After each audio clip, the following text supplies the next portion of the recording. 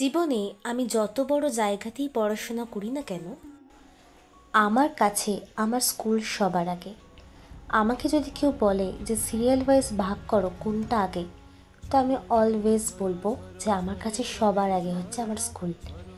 তার কারণ আমি স্কুলের থেকে এত ভালোবাসা পেয়েছি, আর তার থেকে বড় কথা এখনও অবধি এত ভালোবাসা পাই।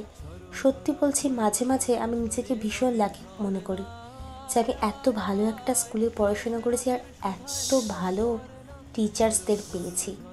সত্যি বলছি। আর এই যে এখন সামনেই তো শারদীয়া এসে গেছে, তো তার জন্যে আমি স্কুলে এসেছি রিহার্সাল করানোর জন্যে। তো আমার এখন সব নাচ তুলানো কমপ্লিট হয়ে গেছে। এখন বাজে 5টা, আর আমার সমস্ত নাচ তুলানো কমপ্লিট হয়ে গেছে, রিহার্সাল করানো হয়ে গেছে। এবার আমি বাড়ি ফিরছি।